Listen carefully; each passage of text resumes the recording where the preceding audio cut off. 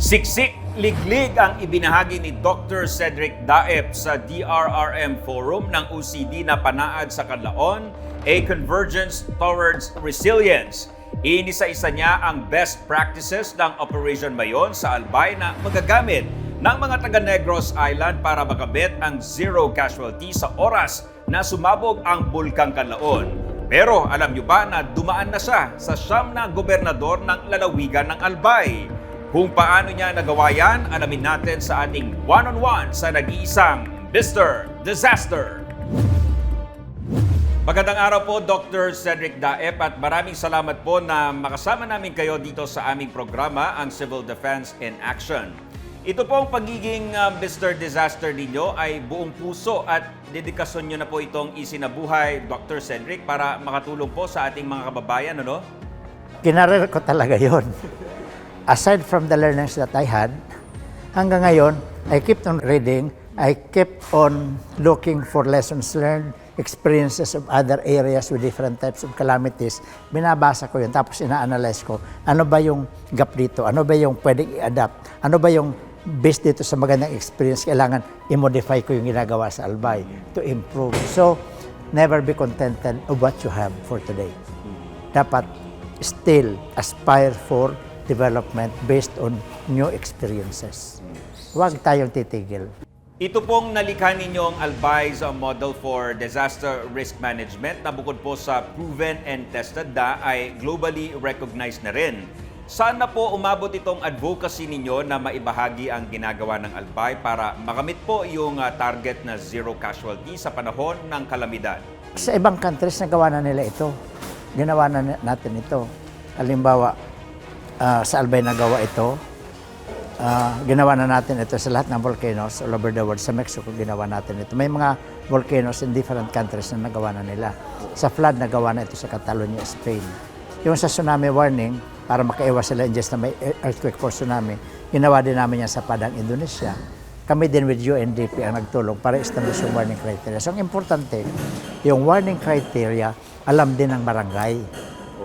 Para yung formula ginagawa namin, gagawin din ng barangay. Kasi pag nag-fail kami at halimbawa wala ako dyan at alam na ng barangay, ginawa nila, kahit wala kaming advisory, gagalaw na lang sila. Yung advisory namin, ibig sabihin, formality na lang yun para sabihin, oh, confirm na, gumalaw na tayo kasi confirm sa province. Kaya dapat yung knowledge namin, bring it down to the barangay level. Dr. Cedric, napakaganda po nung naibahagi ninyo tungkol sa sistema ng maagap na pagpapalikas sa mga apektadong residente, lalo na po kung may bagyo at banta ng malalakas na pag-uulan. Paano nyo po ito nagagawa at nasusunod po ba ito religiously ng mga taga-Albay, Doc? Sinusunod yan kasi nakikinig sila sa advisory. Halimbawa, nag-analyze kami ng data ng Pag-asa. We're talking about typhoon. Pag sinabi namin, based sa data analysis, lumalabas na at 8 o'clock, medyo mag-uumpisa na ang hangin. Pero during the day, napakaganda ng panahon, mainit. So, para makumbinsi yung population na dapat mag-evacuate, yung vulnerable population, sasabihin namin kung anong ginawa namin, yung ganon, kailangan mag-evacuate tayo, papaliwanag at magkakaroon kami ng time frame to evacuate. Halimbawa, kung 8 o'clock plus or 2 hours, plus or minus 2 hours. So meaning, 6 o'clock dapat completed ang evacuation target. So gagawa kami ng 6 hours. So meaning, starting from 10 o'clock up to 6 o'clock, evacuation movement na. In the morning, suspension of classes na. So defined ang mga sequence ng advisories and trabaho na dapat gawin. Dapat organization, hindi lang evacuation.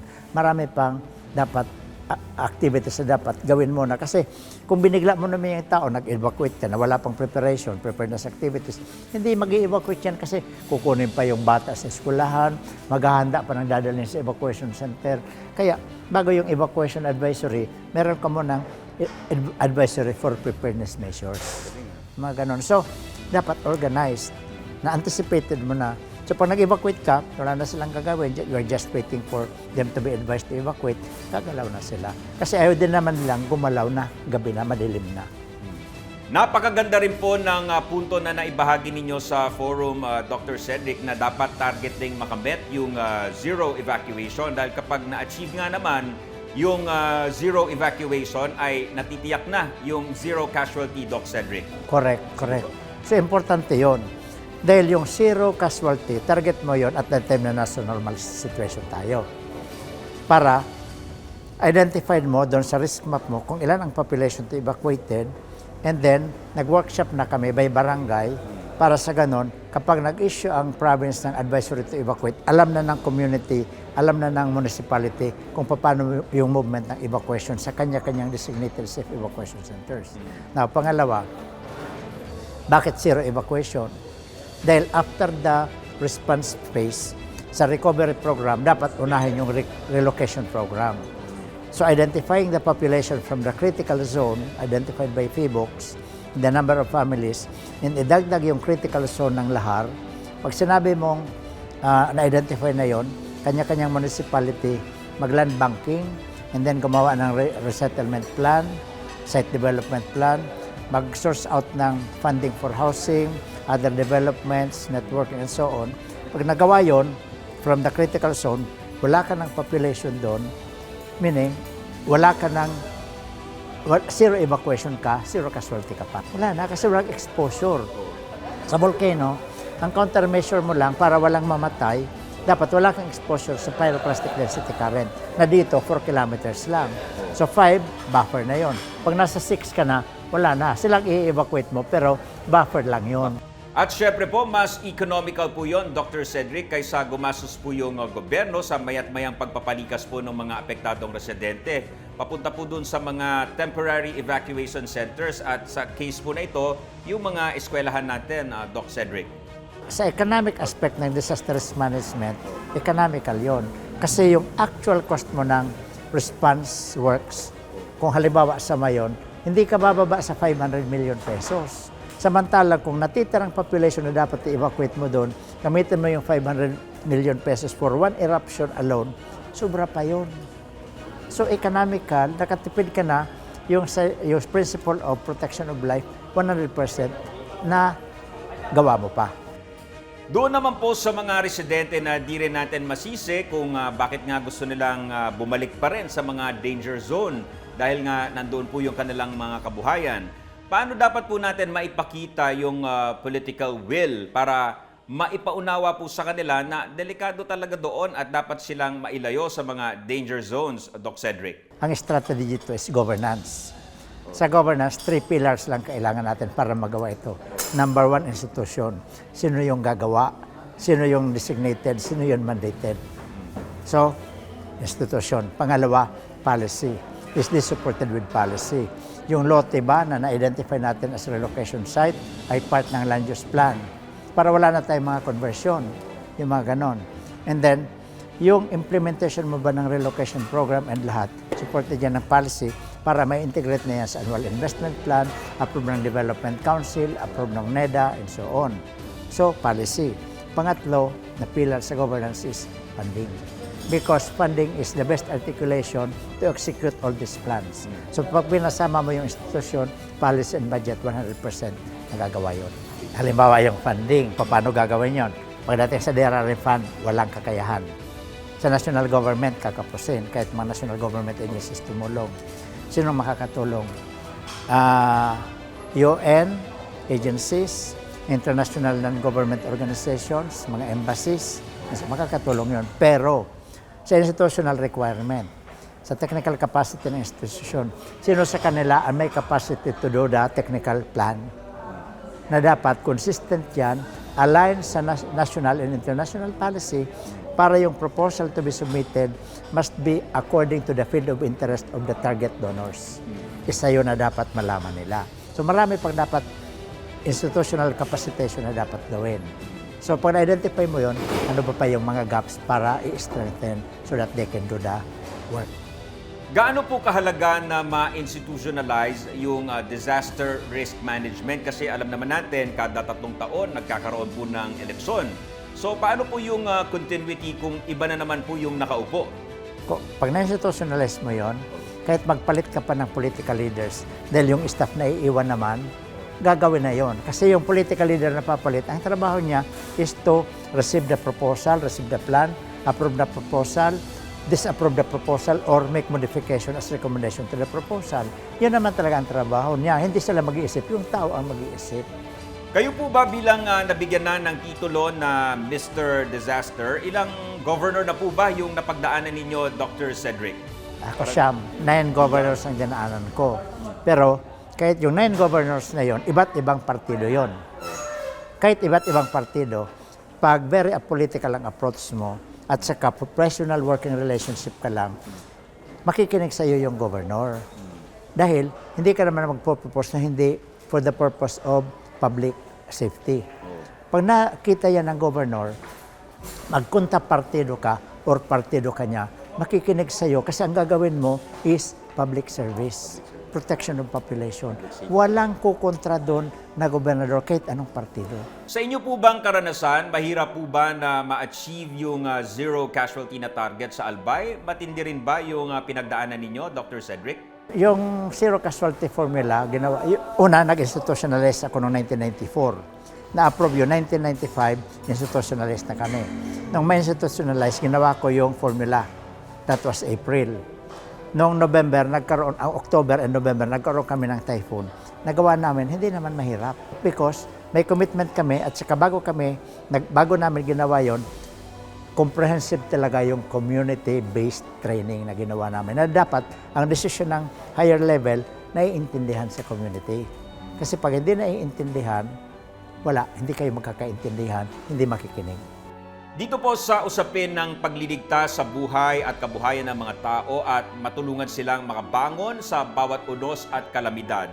Ano po yung papel at partnership ninyo at ng Office of Civil Defense para lalo pang mapalakas po at mapatatag ang hangaring ito, Dr. Cedric? Sa akin walang problema, technical support lang ako dyan. Pero ang kailangan dito para quick application and adoption ng mga strategies, strengthen ang education component, community-based. Ang importante, bottom line ka lang. Kung ano yung science, kung ano yung technical procedures, dapat maintindihan ng vulnerable population through information caravan, through orientation, through community meetings, and so on. Para pag naintindihan, mag-issue ka lang ng advisory, gagalaw sila. Pero, dapat sa workshop, huwag kalimutan yung role ng community at saka i-define at gawa ng workshop yung warning, communication, and evacuation plan.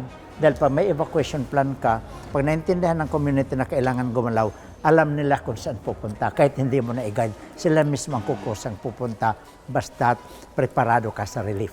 Ako kilala ko na ang Office of Civil Defense since 1983, panahon pa ni Administrator De Horas, panahon pa ni President Ramos. Kilala ko na yon. Ang Office of Civil Defense ay hindi nagpapabaya. Tumutulong sila sa community, tumutulong sila sa LGU, tumutulong sila sa region.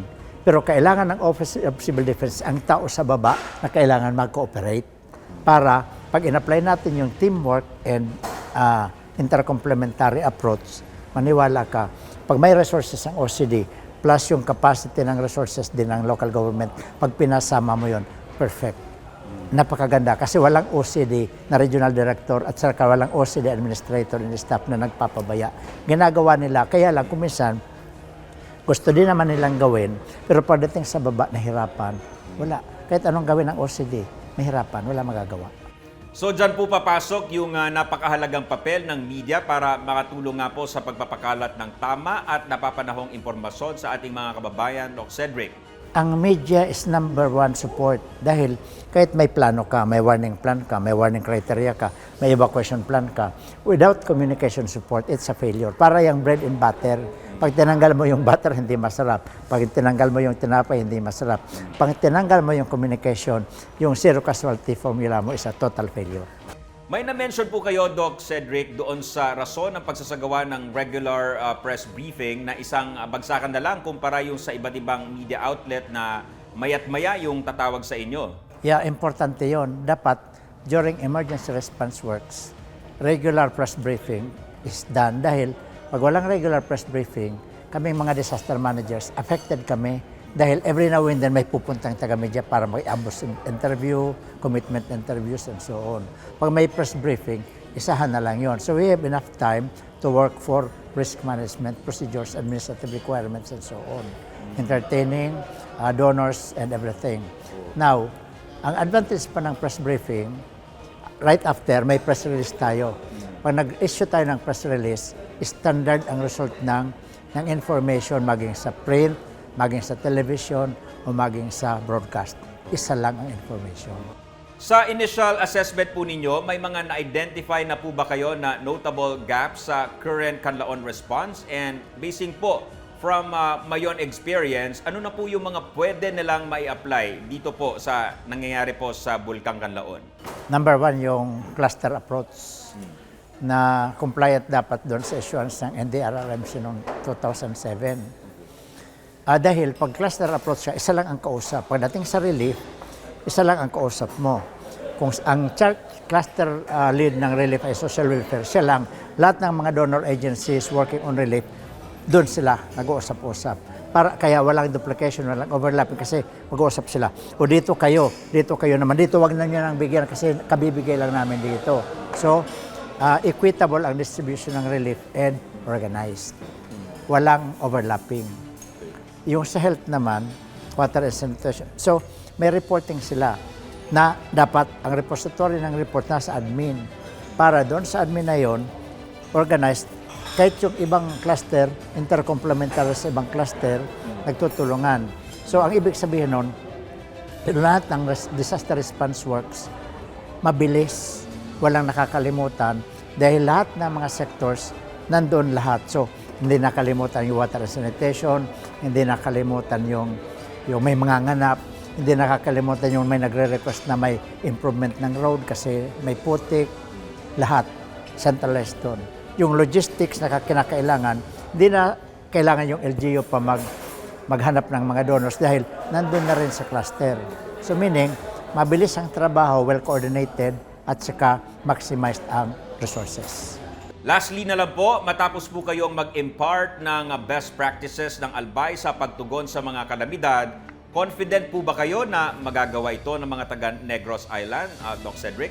Ako sa tingin ko, confident ako kasi all ear sila.